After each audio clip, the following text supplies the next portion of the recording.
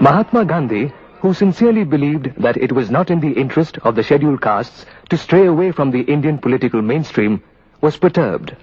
He invited Dr. Ambedkar for a discussion to Mani Bhavan in Bombay. Gandhiji said, "It is really surprising that men like you are opposed to me and to the Congress. We are not prepared to have faith in great leaders and Mahatmas. Let me be brutally frank about it. History tells us that Mahatmas, like fleeting phantoms, raise dust but raise no level. Why should the Congress oppose our movement and dub me a traitor?" "Gandhiji, I have no homeland." Gandhiji replied, "You have got a homeland. I know you're a patriot of sterling worth. How can I call this land my own homeland?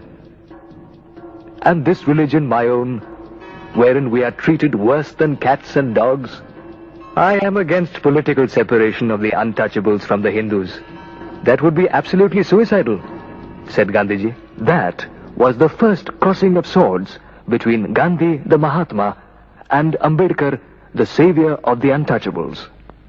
And when the British Prime Minister declared the Communal Award, granting separate electorates to the untouchables, Mahatma Gandhi went on a fast unto death.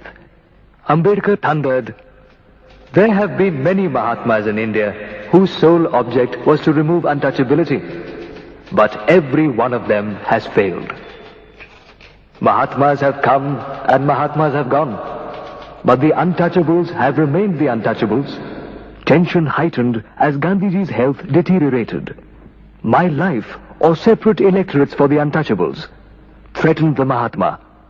So overbearing was the pressure that Dr. Ambedkar had to give in. A compromise was reached. Instead of separate electorates, the concept of reserved constituencies was accepted. And then the famous Pune Pact was signed. Gandhiji ended his long fast. The confrontation symbolized the historic clash between the differing socio-political perspectives of the two great men.